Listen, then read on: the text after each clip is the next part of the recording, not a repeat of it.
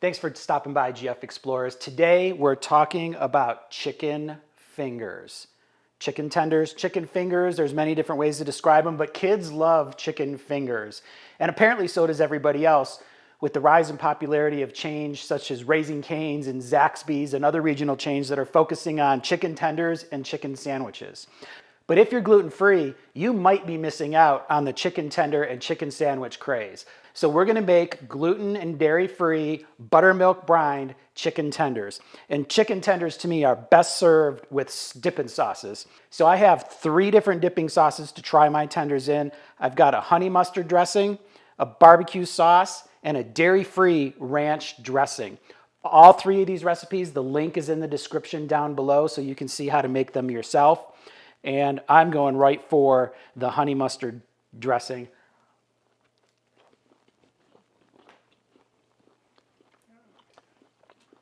Take too big of a bite. Nice and crispy on the outside. The batter's light. It's got nice seasoning to it. Now, this is going to be somewhat of an involved recipe, but trust me, the work you put into this will be worth it. The great thing about these is you can make them all in one big batch because we're going to make somewhat of a mess to create these. You freeze them, you pull them out, you cook them in your toaster oven, and you can have hot, crispy chicken tenders whenever you want them. Let's get started. One of the first steps in the process is to make our breading mixture. I have in the bowl 2 cups of our cooking flour blend. And again, we're not big on the 1-to-1 gluten-free flour blends. We believe there's a blend for cooking, such as gravy sauces, mixes, breadings, and then there's a baking blend, which is better for yeast risen products. We'll also have a description down below for how you can make this cooking blend. What we love about this flour mixture is whatever you bread with it, from chicken tenders today to fish or fried chicken tomorrow, it makes it light and crispy. But we've got to season it up a little bit. So in front of me, I have some pepper, salt, onion powder and garlic powder, a little bit of smoked paprika. Now you can use smoked or sweet paprika. I like the smoky flavor that the smoked brings to our breading. And then I have some Italian seasoning and some dried mustard powder. That's going to bring a little tanginess to our flour blend. And then I'm just going to give this a nice mix. Okay, now that we have this mixed up, we're going to set this aside, set up our dredging station, and then we're going to bread and fry our tenders. Got our chicken, which has been brining in the buttermilk for about 4 hours. We'll talk about that in a minute. I've got 2 beaten eggs, and then I've got our flour blend that we just mixed together.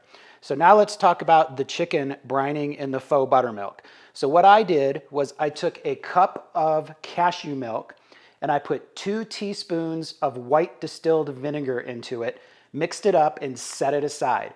What that's going to do is thicken up and kind of curdle a little bit the cashew milk and give it a nice tang, very, very similar to buttermilk. Then we added some garlic powder, onion powder, and a couple teaspoons of Cholula sauce. And you can make this your own by using your own favorite hot sauce. Make it as hot as you want. Mix it up, put the chicken in, and then brine it for a minimum of 4 hours in your refrigerator. And don't be afraid to take this one overnight if you really want that chicken moist, tender, and really, really good flavor in it. But this right now has been going for about 4 hours. Now what I want to do is I want to take a little bit of our buttermilk brine, and I want to take a couple of teaspoons and drop it right into our beaten eggs. And then I also want to put a couple of teaspoons right into our flour mixture. And then I want to mix that up. And what that's going to do, you can see, is kind of create some, I call them clumpies in the flour. And that's going to stick to our chicken and kind of give our chicken a nice, kind of almost a double breaded feature to it. So you can see you've got some nice clumps in our flour. And we're going to go ahead and beat the brine mixture into the egg. That's just going to give us a little more flavor. And now we are ready to bread our chicken. What I like to do is use one hand. So I'm going to have one hand that's going to get a little messy and keep one hand clean. Just go ahead and grab one of your tenders. Put it lightly in the flour mix. Then we're going to go over to our egg mixture. And then back into our flour blend. And we're going to get that really nice and coated well. I can feel a few of those clumpies in there that are sticking to the chicken to give it some nice texture.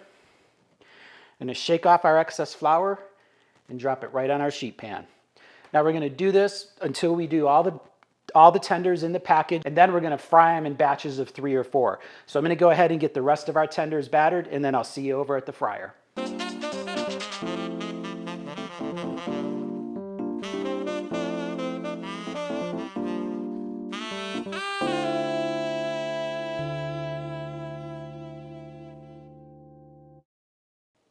We've got our fry station set up. I've got the tenders that we've just breaded.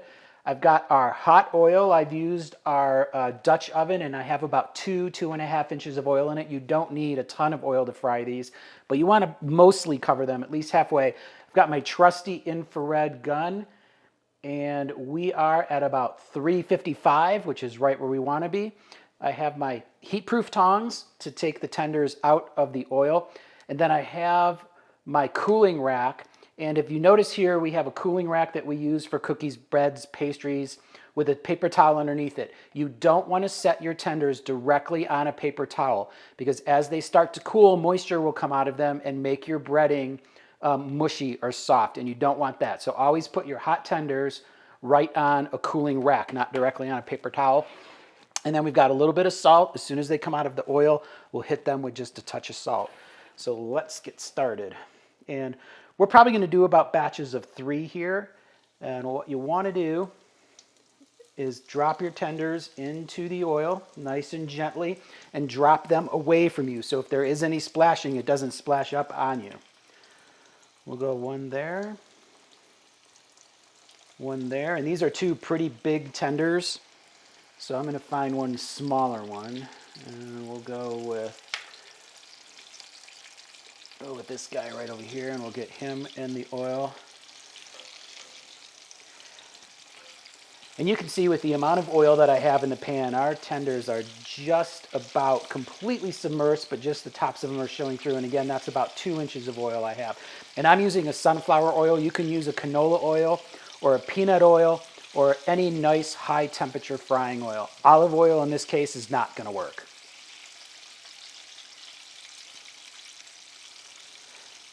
Since we do have the top of our tenders just kind of barely poking through the oil, after about 1.5 minutes, 2 minutes, I like to grab them and turn them over so that top side gets cooked. And you can see we got some nice color forming there, nice crispy crust. Get this guy flipped over.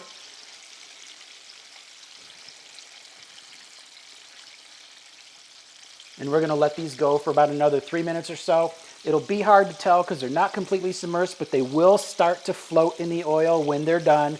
Your total time, depending on how hot your oil is and how much you load your pan up, you definitely don't want to overfill your pan because you'll drop the temperature of your oil.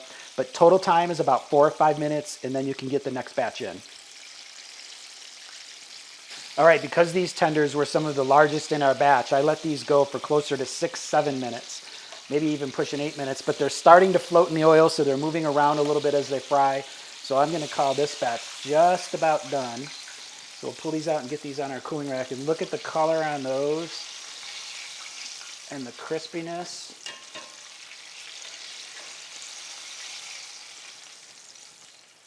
And while they're piping hot, we're going to get just a very little pinch of salt. You could put these in the oven at a low temp, 200, 225, if you wanted to keep them warm, if you're planning on serving them right after the rest of your tenders are done. But I'm not going to do that because we're probably going to end up freezing these. So I'm just going to let them go ahead and cool while I cook my next batch.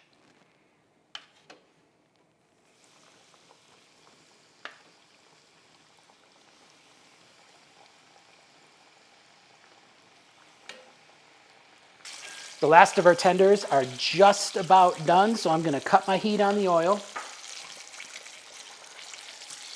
Go ahead and give these guys a flip. There we go. And then let's hit them with just a little bit of salt. Put a cover on our pot and put that to the back of the stove. All right, and there you have it, guys. There are our chicken tenders.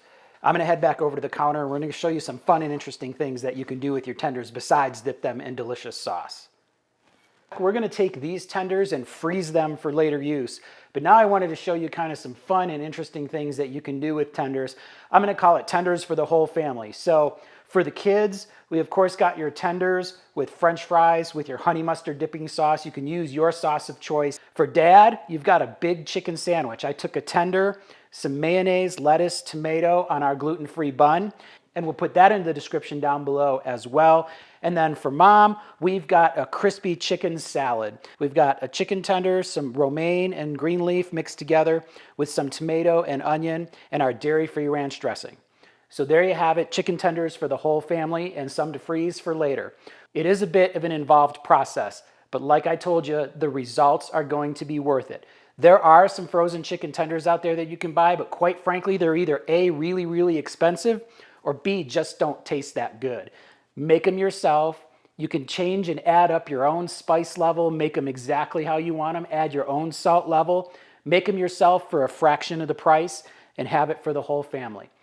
Thanks again for watching. Be sure and like this video, subscribe to our channel, it helps us out immensely, and be sure to hit that notification bell to be alerted when we do great recipes such as these, just like this. And until next time, happy eating.